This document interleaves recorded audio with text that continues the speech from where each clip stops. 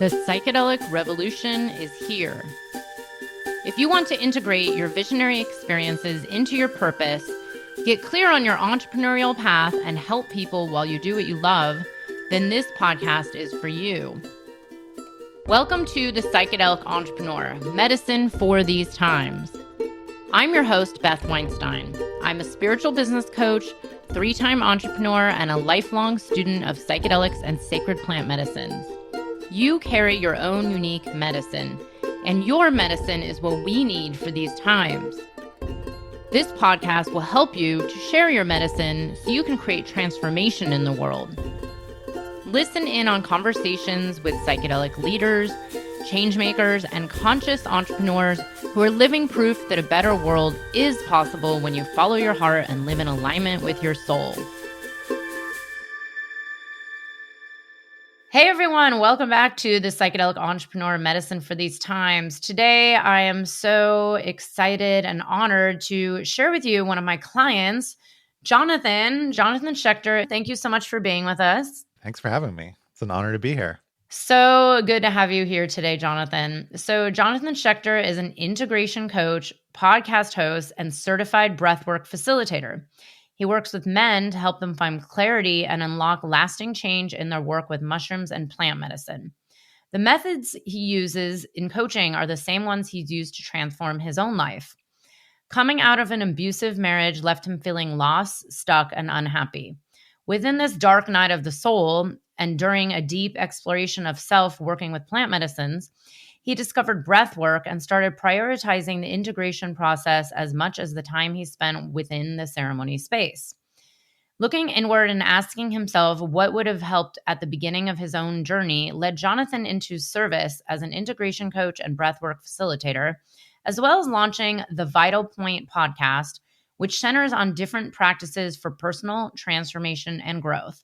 And we have all of Jonathan's links right here in the show notes. You can follow his podcast. You can check him out on Instagram and YouTube. Jonathan, I know I've heard a pretty bit, a fair amount of your story, but I would love the audience to hear, what led you to the path of being of service, of medicine, and really I'm curious, what kind of career path have you had? That's a really great question, especially the career path part, because I feel like that's just continuing to evolve and unfold and be created in a really amazing way.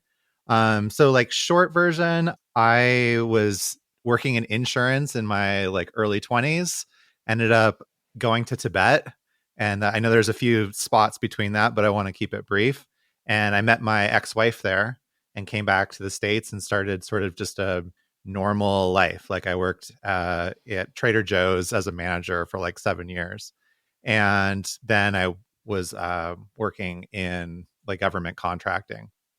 And during this time, her health started to deteriorate in some really interesting ways. First, she started to have these seizures that were happening out of nowhere. And long story short, what we ended up finding out was that there was repressed sexual abuse from her childhood that was coming up that she didn't know about and really didn't understand how to deal with. And neither did I. And that resulted in her attempting suicide. And she didn't know how to deal with it. I didn't know how to support her or deal with it. To put that into context, we didn't talk about it for a year.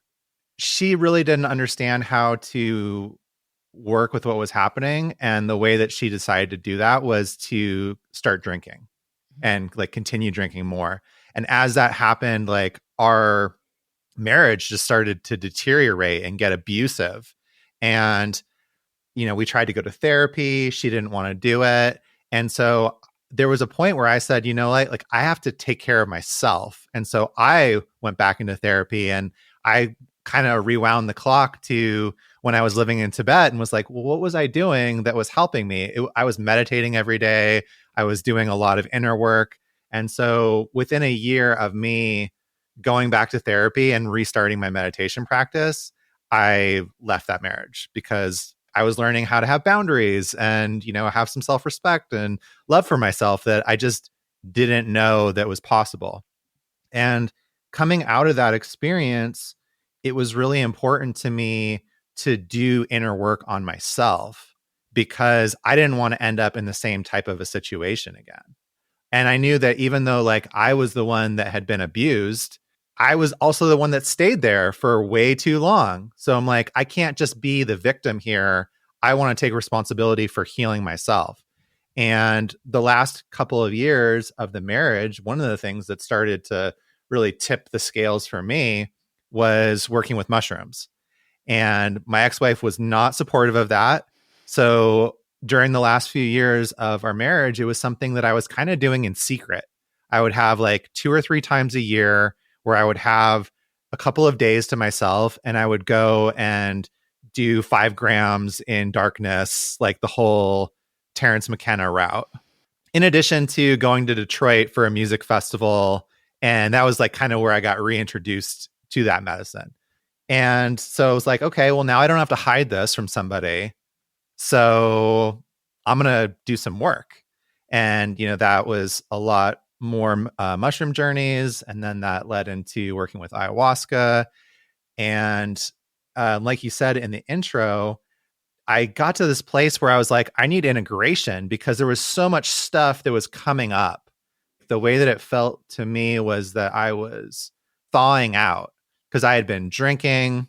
I had been using food as an escape and like a coping mechanism. I was, using cannabis every day.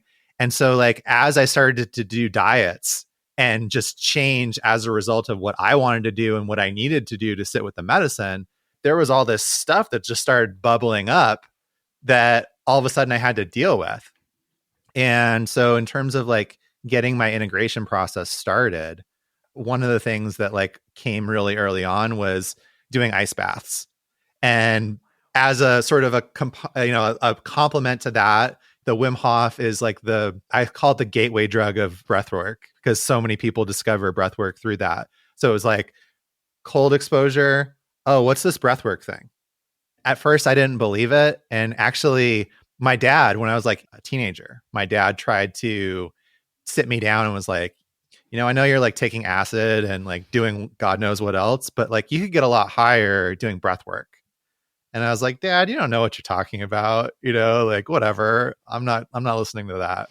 But I started experimenting with breath work and was like, oh, wow, this really is a really deep practice. And so initially it was like me using it for integration, using it to try to get back to the spaces I was going to in my medicine work and really just trying to figure it out. Like, cause it was so transformative and I knew that there was a lot of potential there, but I just didn't understand.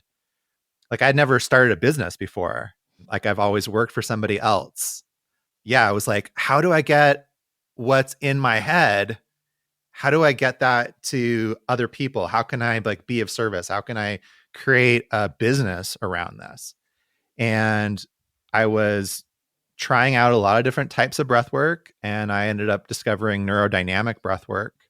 And from the first session that I did, it was actually really hard for me to focus on the breathwork experience because everything that was happening in the external that was like coming at me in terms of the music, the container, the breathing itself was everything that was like in my head that I had been trying for months to try to like articulate and figure out how am I going to get this out.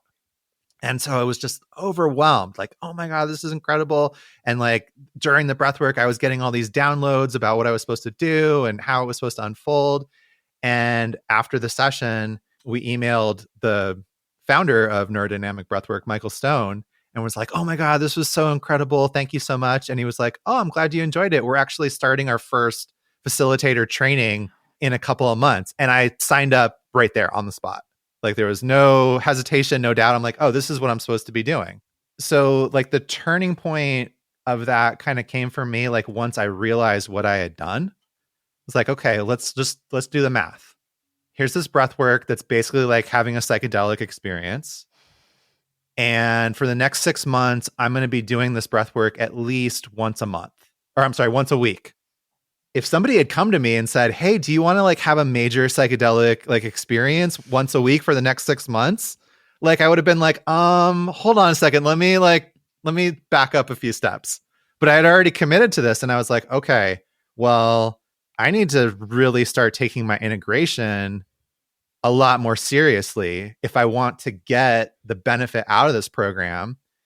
Just like you, like I've been working with psychedelics like recreationally since like a teenager. Mhm. And reflecting back on it, like how much of that have I been able to integrate when I wasn't thinking about integration? Not too much. You just end up having these amazing experiences and things that might form a little bit of a memory, some sort of a blip, but they're not having the transformational like impact that doing intentional work is.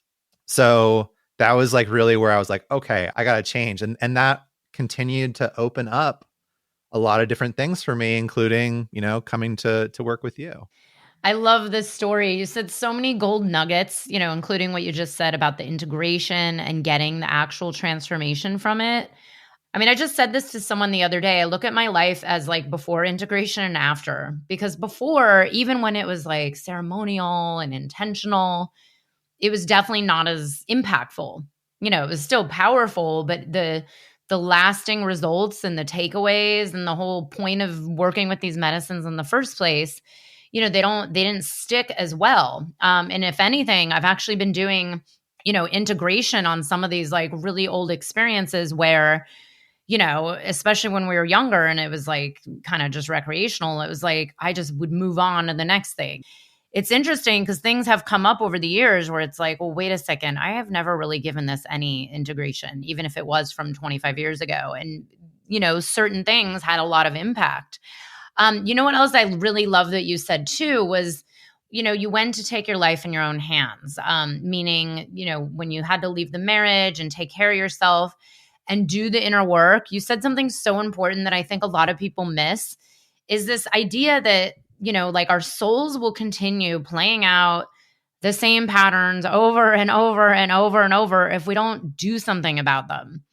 And it's so good that you had that insight. And this is, I've seen this all the time where it's like, it is so easy to just go and, move on to the next thing or take another psychedelic or whatever it is.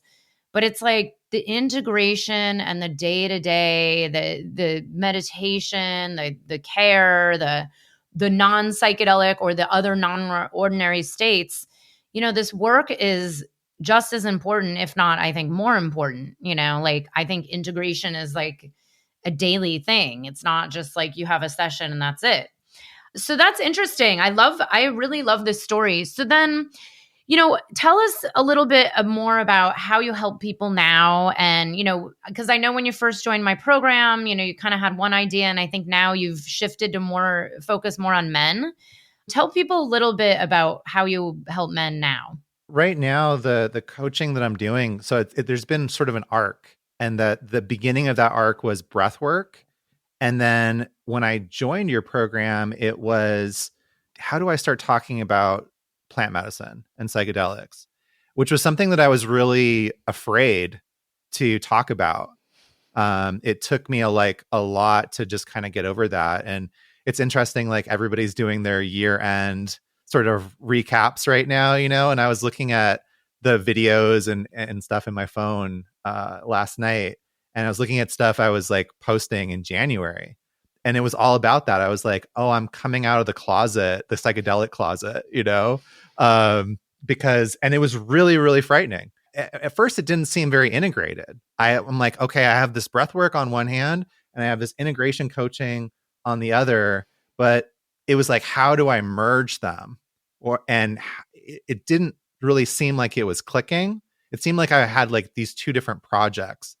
And where I'm at now is like, I'm like, wait, no, this is one project. Like breathwork is a super, super potent way to support your integration, to prepare for plant medicine, and not just the deep dive like breathwork sessions, having breath awareness practices, having practices that help you ground and regulate your nervous system so that, because like you're going into a ceremony and you're intentionally dysregulating, like you're putting yourself into a stressed space, no matter how like much you want to let go and, be present with it, like there's stuff in your nervous system that you don't have control over. So having breath practices that like let you know like, hey, I can handle this. And as it gets uncomfortable, I have practices to help me regulate and like calm myself. That's only going to like help you go deeper in the medicine, right? And then coming back after the integration, so like breath work to me is the most important thing that you can do for integration, because you're doing it all the time. You have the resource all the time if you know how to use it. It's just this gift that keeps on giving, really. Like I came out of my breathwork training program and I was like, okay, like transformational breath work where, people can have this psychedelic experience just breathing. Like this is what breath work is. And the last couple of years have been this discovery of like, no, it's so much more. And like adding that practice to my own life and now like helping other people with it. So my coaching right now has a big element of those breathwork aspects in it, awareness practices, somatic practices. So having awareness of your mind, having awareness of what's happening in your body, functional breath work so that you can calm your nervous system down, which builds resilience, which helps you deal with discomfort, and also like helps you learn some really important skills for working with plant medicine, like how to trust the process, how to surrender and not I surrender giving up, but like just being with whatever's happening and allowing yourself to be with whatever comes up. Like the way past is through, right? You can't go around it. And to, kind of to bring it back to what you were saying before, it's one of the things that I've learned in my plant medicine work is like the things that I avoid just keep coming back. And that's why integration is so important, right? Because like you're just going to keep coming back to the same lesson until you get it. It's not like you can go around. It's just going to come back around in a different way, in ceremony, outside of ceremony. It's one of the things like when my breathwork clients, like sometimes there's been times where they're like, oh, I'm really having a struggle dropping in. Because one of the things about breathwork that's I find really interesting in compared to plant medicine is like with plant medicine, you have this spirit of the medicine that's like helping you out, right? It's like you have to let go, you have to trust, but the medicine's there to help you. There's like that there's that meme, I'm sure you've seen it, of like somebody standing on a cliff. Oh, yeah. And there's like a hand behind them that says ayahuasca, and then there's like another hand underneath the cliff that says ayahuasca. Well, with breathwork, you don't have that. You're just standing on the edge of the cliff being like, okay, I got to jump. And if you're not used to that, it can be really challenging. So the first thing that I ask people when they're in that space is like, well, where else does this come up in your life? Because they're like, I'm feeling really frustrated about blah, blah, blah, or like I'm feeling really angry, like, and I'm really having trouble sitting with it. 9 times out of 10, those emotions or that block is something that they're experiencing in other parts of their life as well. So the coaching is, like you said, creating the container so that the medicine experience is easier, so that people are more prepared to let themselves go and get into the medicine experience and get something out of it, not just have this experience that like comes and goes. Because that was one of my inspirations for wanting to be of service, was sitting in integration circles, sitting in ceremony circles before, ceremony, and talking to people and hearing this story over and over of like, well, I'm here again. I'm here for another ceremony because that thing that I've been working on for so long hasn't changed. And there's some frustration in that. There's this cycle that people go through. They come out of ceremony and it's like all love and light and you've got that afterglow and everything's great. Well, if you're relying on that and you're not doing anything to keep that and it fades and you're back to like being stuck in a situation that you're not okay with, going back to a job that you're not happy in, being in a relationship that you're not cool with, all those things, then that can be really frustrating because you're like, damn it, I'm here again. Like, how do I get out of this cycle? Okay. Well, what are you doing outside of ceremony? Like, how are you preparing for the ceremony? What sort of practices are you doing every day to bring that sacredness in?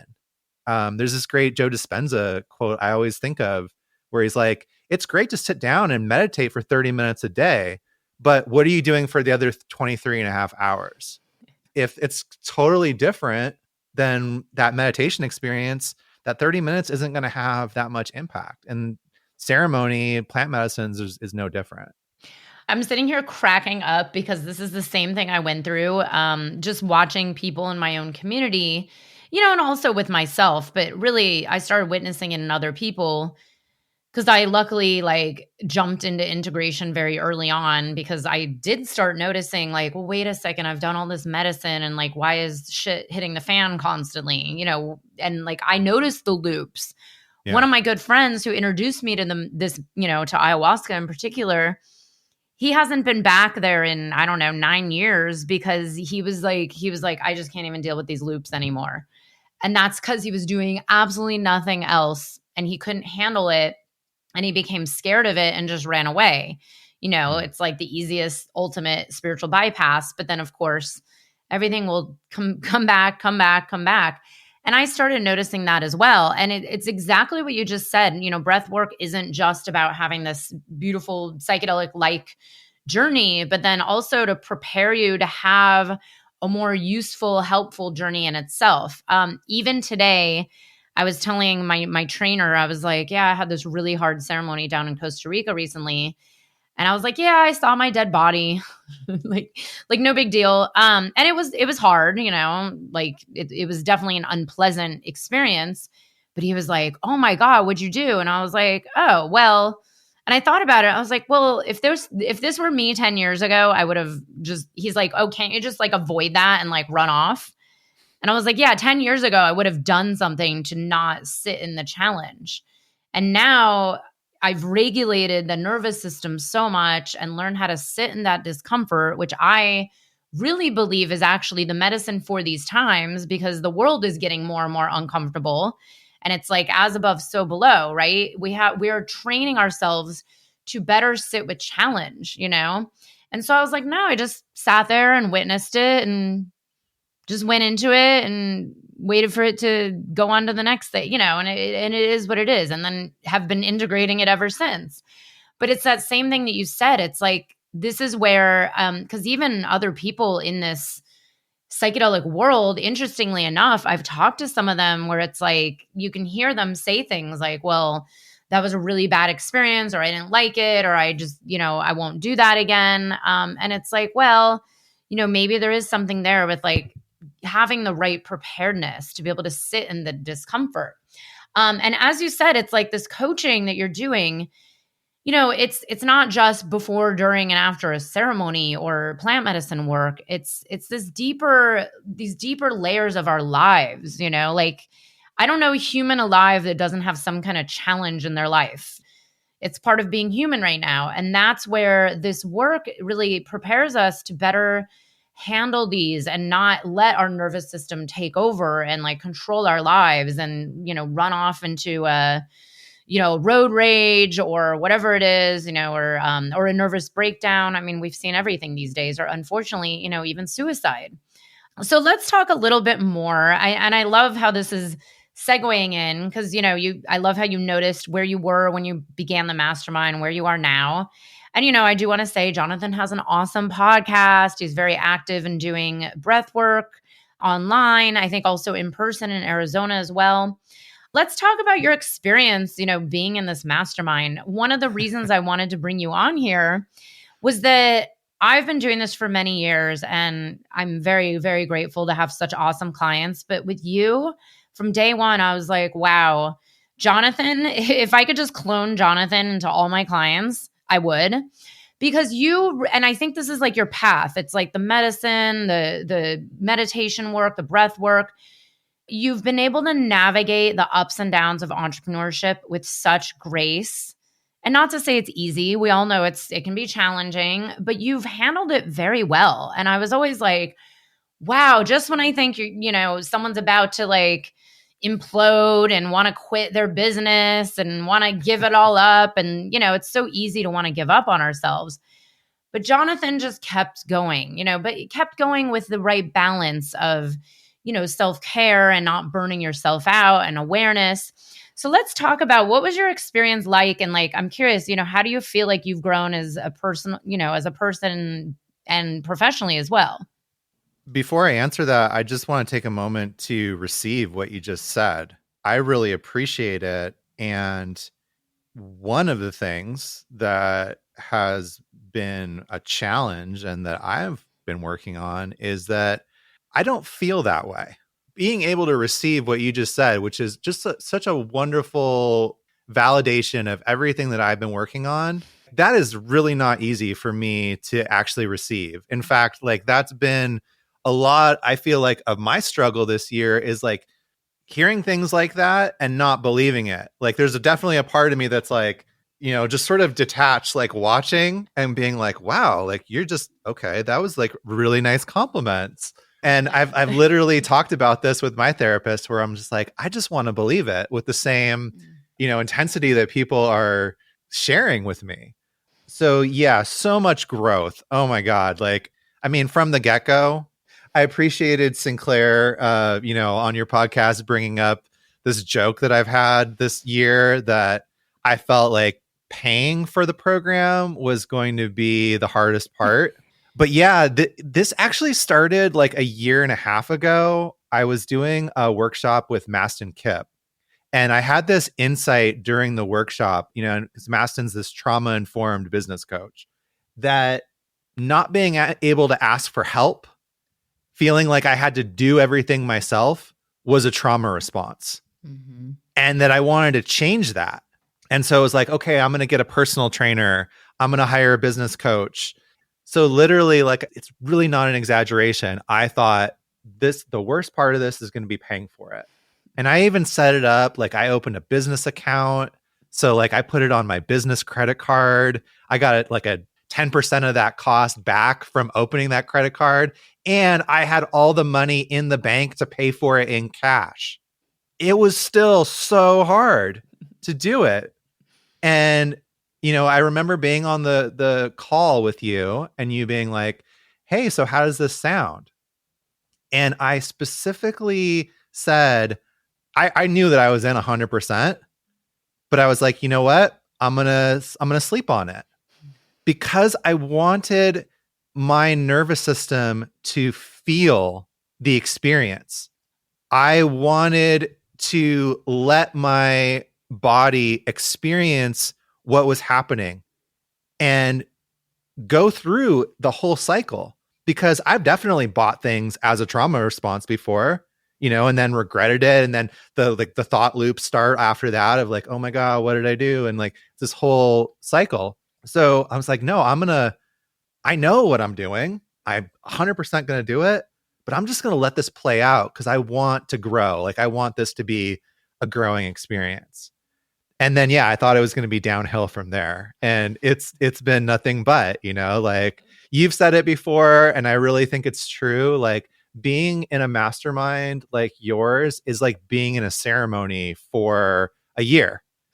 It's just like this constant up and down, like growth, expansion.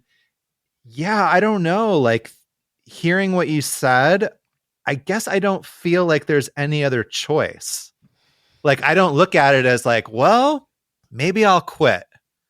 Like that thought just doesn't enter my mind. And I think part of that is that I have had a job, like a job during this year. So it's not like I'm not freaking out financially of like, oh my God, I need to sell another course or book another client. Otherwise, I'm not going to be able to pay my rent. But that was also kind of my intention getting into entrepreneurship from the get-go was like, I'm pretty miserable at my job and I get paid really well to do it. So if I want to be miserable doing something to get paid, I might as well just stay where I'm at. Like, I want this to be fun to some degree, like I want to do something that like lights my soul up, that like is calling to my purpose and like connecting to who I want to be and the way I want to show up in the world. Because the reality is, like, the world doesn't need more business process analysts. That's my job, and I'm good at it, and I've been doing it for like 10 years. I get paid very well for it. But that was where I came to, is like, the world doesn't need more people doing that. The world needs more people that are like being of service, helping other people out of their darkness, and I still get like really weird sometimes about like being in the role that I'm in, because I feel like sometimes people are like, "Oh my God, thank you so much."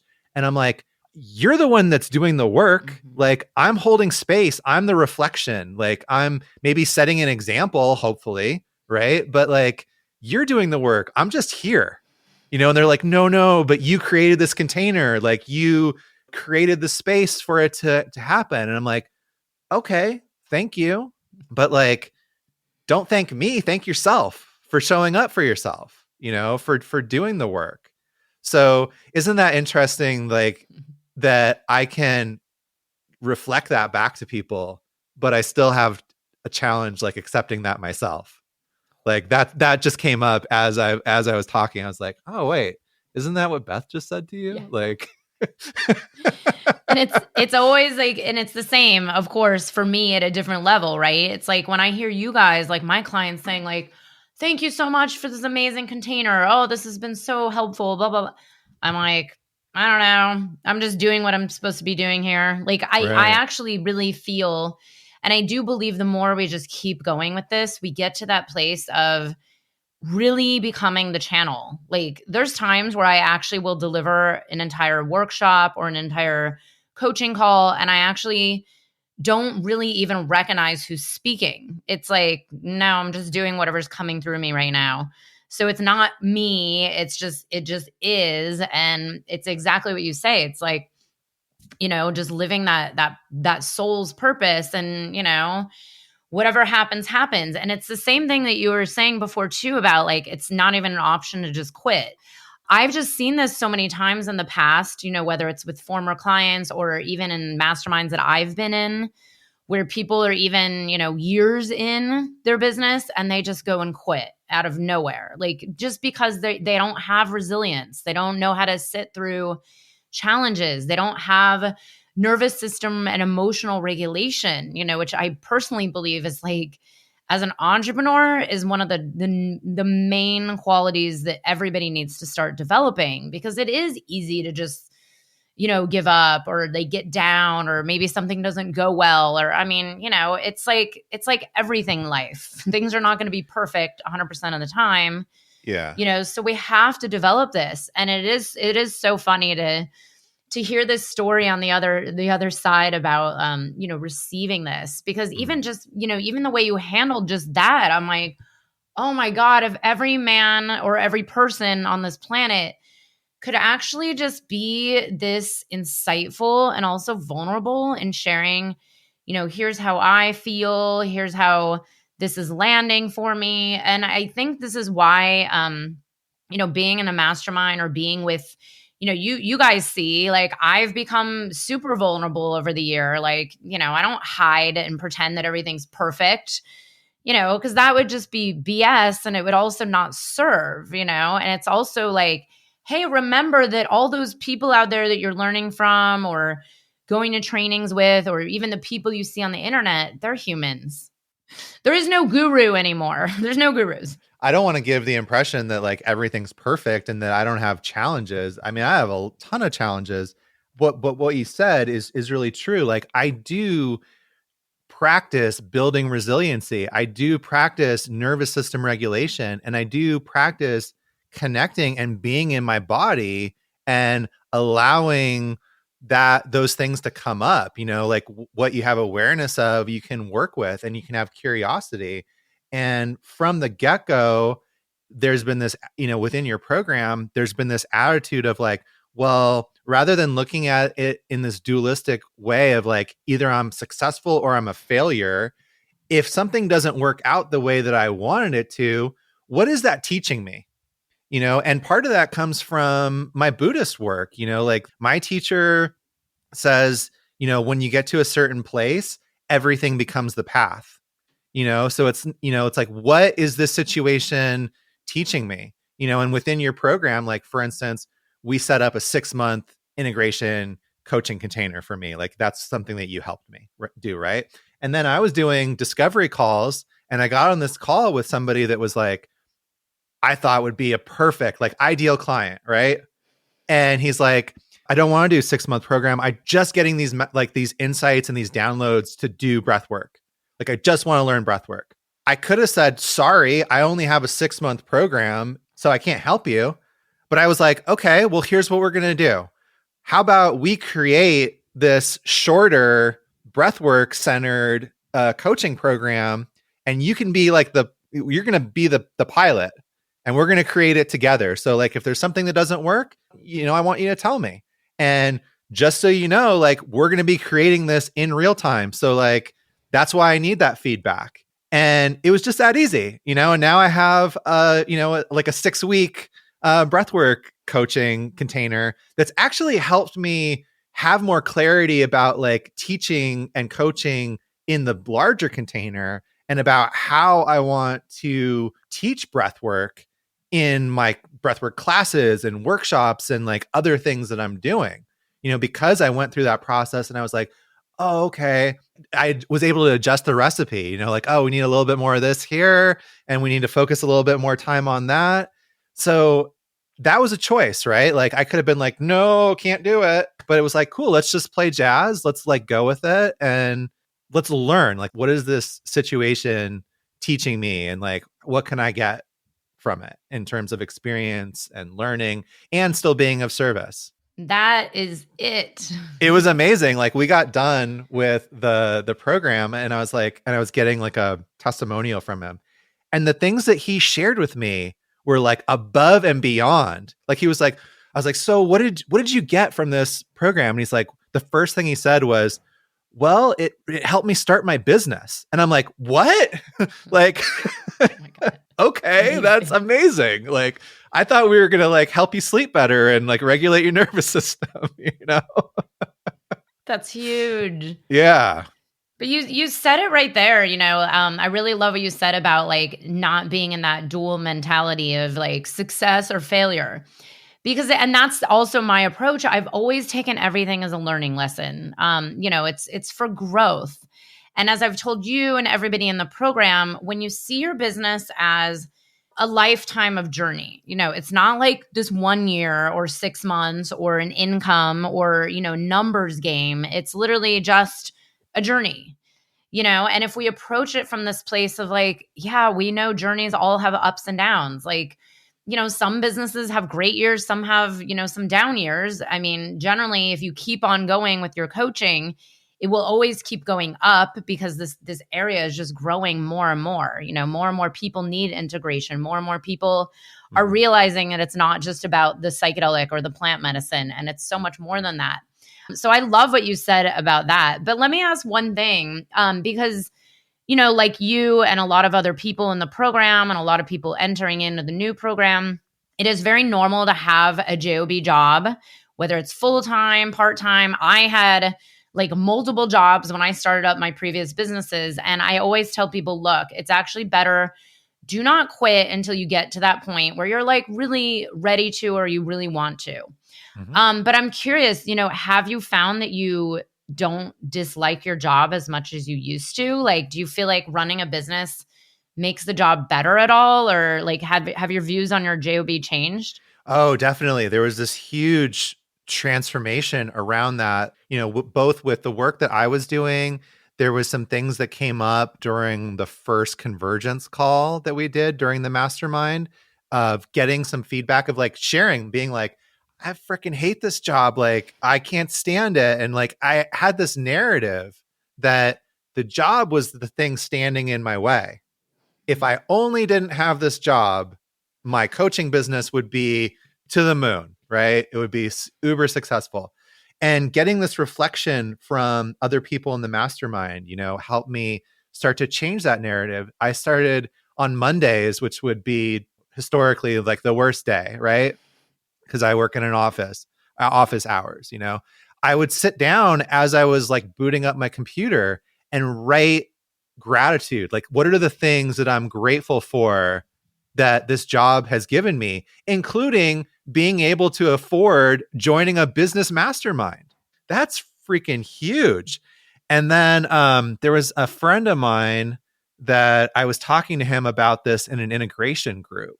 He also has a job, like a day job. And he said, well, the way that I look at it is that the day job is my side hustle. And I was like, oh, wow. Okay. That was like a game changer too for me. So I think overall, with what you just said, the way that like what's coming up for me or the way that I'm processing it is that this journey is one of alignment. And we continue to align ourselves and continue to tune the dial of being in alignment of frequency until we get to a place where the job is no longer needed. Now, whether that's financially, whether that's something within you, and not just a job, like anything, right? Like this is manifestation. It's not like I'm going to be so happy when I get $1 million. Yeah. It's like, no, I have $1 million and feeling that feeling of happiness or whatever your goal is. It's like it's tuning in and aligning yourself to that frequency and then adjusting your behavior so that you're still in alignment. So to me, like now, yes, I still have that job, but I continue to change my alignment. Like my alignment is still dialing in, and I can see like the horizon of where that alignment is, like to a place where I don't need the job, and it's exciting. And I'm super grateful for everything that has given me and continues to give me. So yeah, it's been like a total 180 and reframing, which is fantastic, because who wants to be miserable all the time? That's exactly it. It doesn't help you. I know. Yeah, no, it's just like, it just brings you down every day. And it's like, we create this suffering. And I remember myself when I was starting my very first business and I had a job that was like the worst. And it was not only that, it was like 14-hour days on a regular day. It was like, you couldn't even work a normal 8-hour day there. But I remember I don't even remember how it happened, but I did that like you. I had this like moment of perspective shift. And I had already started up my business and I was like, you know what? I'm going to look at this job as a means to kind of like the side hustle, as like a means to then be able to work on my business. And I started appreciating my job and have gratitude for the money and gratitude for the opportunity. And all of a sudden the job just got better. It was like everybody around me at work was better. Everything about it got better. And then there was that one day where the job just went away. I didn't even quit. They laid me off. They got bought out. And I've seen this happen with a lot of people in the mastermind where it's like, well, if we make the best, make the best out of the situation and approach it from this different perspective, you never know what the universe has in store for you. It might, or I've seen other people even bring their coaching or their breath work or I've had clients work in hospitals and bring their like, quote, alternative healing into their job. And that's where things got really crazy, where I've seen people get, their job then wanted to hire them to teach something to their office. I've seen everything. And it's all about this perspective shift. So Jonathan, I want to ask you a little bit about the work that you're doing in your coaching and, people that maybe work with psychedelics or not. But, you mentioned that you help like men find clarity and kind of find their purpose. I'm curious, what is it that people are looking for and what have you seen out there? Like, what is it the men are struggling with? Mm-hmm. And, how does your work end up helping them on their path? One of the things that I heard repeatedly as I was doing the research, which is part of the mastermind, going and talking to clients, potential clients, people that might be ideal clients, and like just being curious and being like, hey, what are the problems that you're having? And, what are the things that you're looking for? One of the things that I heard repeatedly was, I know what to do, but I don't know how to do it. Or like, I know what to do, but I just can't seem to figure out how to start. And it kind of ties back to what we were talking about before, right? Like coming out of ceremony and then being like, wait, I'm back in that the square one, and how frustrated that feels. I like to relate it to exercise. Like, exercise isn't a secret. We all know that exercise is good for us. It's not like somebody's hiding this health secret from you. It's right there. It's everywhere, in fact. And in like next week after, the new year, there's going to be a ton of people in the gym that like are like, okay, we're going to give this another go, right? For 3 weeks. Right, for 3 weeks. And then they're going to be back at square one. So it's not that we don't know what to do. The trick is like figuring out how to do it. And for me, the answer to that question that I found is what's happening in my body and what's happening in my nervous system. Because all the mindset stuff, all the manifestation stuff, it really works. And if something in your subconscious, something in your somatics, something in your nervous system is not aligned with what's happening in the mindset, it's not going to happen. It's like it's a pretty simple process where it's like, okay, this is my goal. Great. Okay, let's work on that goal. If the mindset of like, let's just go do that goal doesn't work out, then we can move to the next step, which is what's happening in your body. What happens when you think about going to the gym, or what happens when you think about leaving your job or getting in an ice bath or going to the jungle and, sitting with ayahuasca. Let's work with that. Let's help you become more resilient. Let's help you learn to sit with that and give you tools so that it's not so scary. Because ultimately, that's what's happening. We have these amazing systems that we live in, right? That our consciousness, it lives in, and they're really, really great at what they do. But we end up having trauma or, things that experiences that weren't so great a lot of the time in our childhood, but then there's things that happen other times. But it's like those programs and those messages get stuck in there. And then things happen in our day-to-day life and we don't know why we get triggered, or why we feel a block, or why we can't go to the gym, or why we can't leave our job. But it's like, I can't do that. We just get stuck. So if you take it a step back and start to address the nervous system, start to work with the body, all of a sudden those blocks go away, because that's like what the real issue is. You can't outthink what's happening in your nervous system, but you can learn tools to work with it, to have more awareness of it. And, there are amazing practices like somatic experiencing, bilateral stimulation, meditation that can help you have more awareness of what's happening, so that, and sometimes it's like working with somebody else as well. I would never suggest that somebody just have like one person. It's a team effort. Like, I've been doing somatic experiencing pretty much since this journey began. And in February, I'm going to start doing my training for it, because that was another thing that like came up during my work. I really want to help people understand and get to the spaces that I, being able, like earlier in this call where I'm like, wow, like I just want to take a moment to receive that. Or before I got on this call and I was like, wow, I feel really nervous, and I'm a podcast host. Like, I know when I feel like really grounded and really like good, and I'm like, okay, I know the drill. And then there's certain times where all of a sudden I'm like, oh, wow. Okay. Well, the old me would have just figured out, like, been like, you just got to push through that. Like, don't talk about it. Don't say anything about it. Just, man up. Me now, it's like, hey, I'm going to bring attention to this. Like, I'm going to breathe into it. And if it needs to be brought up, if it needs to be expressed and spoken so that I can work with it better, all the better. I did a podcast with somebody this season with Laura Dawn, somebody that I like really look up to in this field of podcasting, of, doing podcasting for psychedelics, and somebody that like inspired me when I was thinking about starting a podcast. I was so nervous. I could feel it like getting worse, like the little hour leading up to the, jumping on the call with her. And instead of just doing what I thought I should do, which is just like, don't say this, you got to impress them and, like all this stuff. I was like, before we hit record, I was like, hey, I just want to like voice this.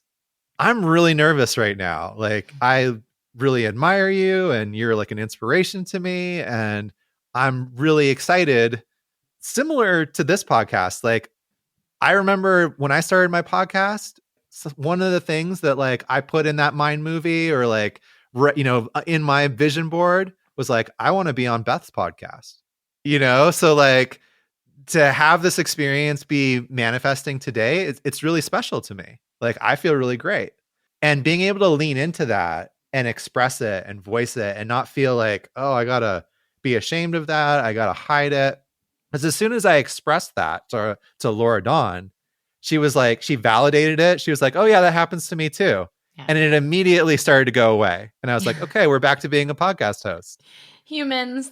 Right. Yeah. It's okay to be a human being. And sometimes we've got to learn that in these different ways. I mean, honestly, I think it's huge for these times that we're in. It's like there's so much ego running our society, people pretending, wearing the masks and, like especially with the world of social media and the internet and, what we think is real, but it's really not. And it's like, well, wait a second. Those walls are coming down. Everybody's starting to realize like most of it's BS anyways, because we're all human. We're archetypes. We all have problems. We all have challenges. Everyone gets nervous. And I think it's really important that you're teaching this as well. And also, you said something so important that is like, to me, this is the future of psychedelic world, and not just psychedelics, but like literally the healing world of really knowing that you can't think your way through these things. It's not the mind. Yeah. It's stored in the body, and this is actually like the whole age that we're in right now. People are starting to realize that. And, especially in the psychedelic world, there's probably, I honestly, it's come up in almost every interview I've done for, 3.5 years straight, where people talk about, it's not the psychedelic experience. It's, the somatic experience and the integration. And that's what makes the psychedelic experience so much more beneficial. And not just the psychedelic experience, but the day-to-day of life. This is the resiliency of stepping into your purpose or figuring out, like you said, like we all know how to go to do things, but everybody's just stuck in that place of like, Yeah, to me, like all of this, like the common thread between what we're talking about with plant medicine, with breath work, with somatics comes down to like, how can I connect and be in my body? It's fairly easy to get out of your body. In fact, we spend a lot of time like trying to escape it, or intentionally sitting in ceremony or doing work where we're getting out of the body. But you can't always be in that space. It's about coming home. It's about being centered and like okay with just being in your body and being a human being. You got to have both. Because like if all you know how to do is like drink some medicine and be in a ceremony and be outside of your body, you're not going to really understand how to integrate that back into the rest of your life. Even though, like, just like we've talked about, the medicines are profound and they're acting in these like really subtle ways behind the scenes, even if you're not intentionally doing some integration, but it's really the integration that creates that quantum leap where all of a sudden it's like, oh wow, things start to really happen. Yeah, and this is why you must always keep going with this business, because I keep saying the more that psychedelics increase in popularity, which is every day, now that we're getting more, legalization and more therapists, more underground therapists, more ceremonies, people are probably going to learn the hard way. That's how I learned, it was like, okay, I don't want this to keep repeating. What's going on here? And it was the somatic work that finally changed things. And I've said it. I'm like, well, this is going to be so needed, because people are going to realize like, well, wait a second. I just did these mushrooms and it didn't fix all the problems that I thought it was going to. Right. And then they're going to say like, maybe I should take this integration thing seriously. Nothing like getting what you want to Right? teach you that lesson, Oh my God. Hard lessons, but they must be learned. Well, Jonathan, I want to leave some space for you to talk about, what do you have coming up? What are your plans for 2023? I know you do put on some breath work online and you do some in person and workshops. Yeah. What do you have coming up and where can people also find you? I mean, if you search for Blue Magic Alchemy is the name of my brand. That's all of the socials basically have it. I'm the most active on Instagram. But you can also look for beacons.ai / Blue Magic Alchemy is kind of like my landing page right now. I do host a few different breathwork circles every month.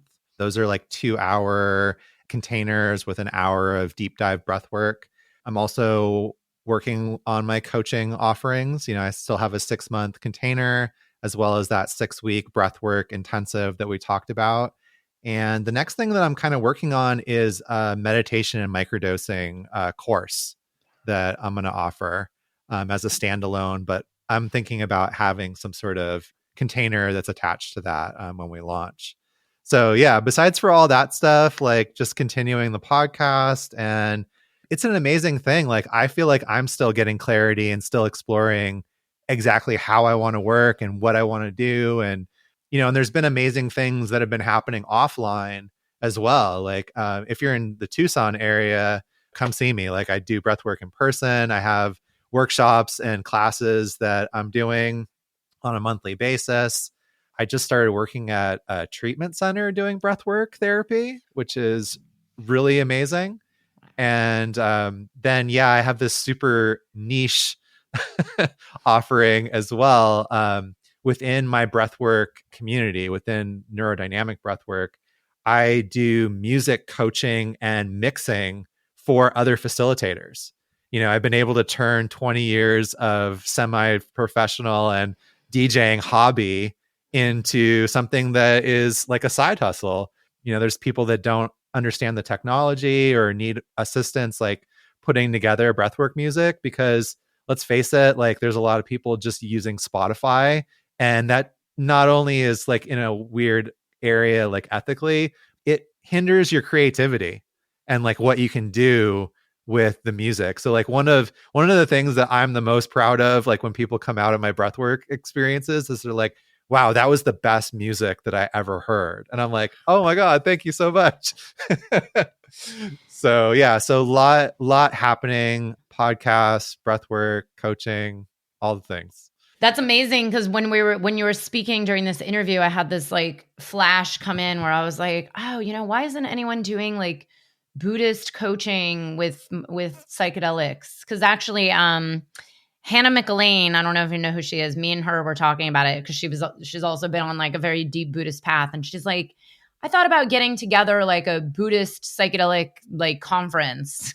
But yeah, I think there's something to be said about like working with the day-to-day of meditation and maybe integrating in microdosing, which yeah, I'm a fan of both of them. It's been something that that I've been working with in my own practice for the last year, like combining those things. And I had a goal of launching this course in Q4 of this year. Obviously, we're a couple of days from 2023, so that's not happening. But a huge reason for that has been expanding in all these other ways. It's like been doing more workshops, trying out these other things. And I haven't forgotten about that course. It's still something that I'm like building in the background and is definitely in the forefront of my mind for 2023. And I actually have I have a waiting list set up for it, for like special discounts and some bonus content for the course. So if you go to that beacons.ai / Blue Magic Alchemy, or reach out to me and we can get you to that page, because it's going to be awesome. I mean, I've been practicing Buddhism for like 20 years now. Not only is that a huge part of the framework of my life, it's also like informed a lot of my psychedelic and plant medicine experiences. Like when these things happen in the medicine space, I'm like, oh, okay, there's a framework that I can interpret it through, and like a lens that I can use to understand it in a little. So good. So yeah, I'm really excited to to have those two worlds blended. And yeah, and just remember the clarity never ends because we're always evolving and growing. It's like we keep, even I'm like, oh, I feel like there's this thing coming through, and it's been coming through for like a year and a half, 2 years, and I think this year it might launch. Who knows? But yeah, this clarity, it's like, yeah, clear for today, and we're always going to be evolving and expanding and changing and shifting. And I love how you've taken this program and run with it and stayed the course and done so well. And it was really an honor to have you here. Like, it's just amazing. And yes, I am looking for clones of Jonathan to join the next program. Oh, that's a nice thing to say. And I really, I appreciate everything that you've done and the container that you have. Everything is there for you to be successful and to work through the myriad of things that's going to come up. And for you to say that, like, you feel like I'm a good entrepreneur or that I have some entrepreneurial skills, it to me is a huge compliment, because like I feel like I've been kicking and screaming every step of the way, and it doesn't come very easy to me. So like, I'm like, oh, okay, cool. Like, a lot of that is the resources that I learned in this program, and the things that are available to me, and like the framework that you have provided so that people can really jump into this and follow their heart and align with that purpose, rather than just like, there's nothing funnier to me than somebody that's like, oh, I'm going to get into this for money. I'm like, there's a lot of easier ways to make money. Like, let me tell you. And you're asking for a lot of growth and a lot of like challenge. Yeah. That doesn't have anything to do with the money side of it, So like, those are a lot of the things that I've really appreciated within the mastermind. Yep. Nothing like the spiritual journey of entrepreneurship. Nothing like it. It's the ultimate ceremony. It never ends. Yeah. Well, Jonathan, it was so great to have you here. Everybody, be sure to check out Jonathan's podcast. Follow him on Instagram. You can click on the links right here. Check out his program. I can't recommend him enough. And Jonathan, it was such an honor to have you on here and sharing about your story and the work that you do in the world. Thank you so much for doing this important work. It's, this is your medicine, and we definitely need it for these times. Thank you, Beth. I hope you enjoyed the episode. If you're feeling inspired, I'd appreciate it if you showed your love with a review. And check out my YouTube channel where you can find the video version of this podcast. You can also head to bethaweinstein.com to learn more about me and grab my free business growth trainings. Remember, you carry your own unique medicine, and your medicine is what we need for these times.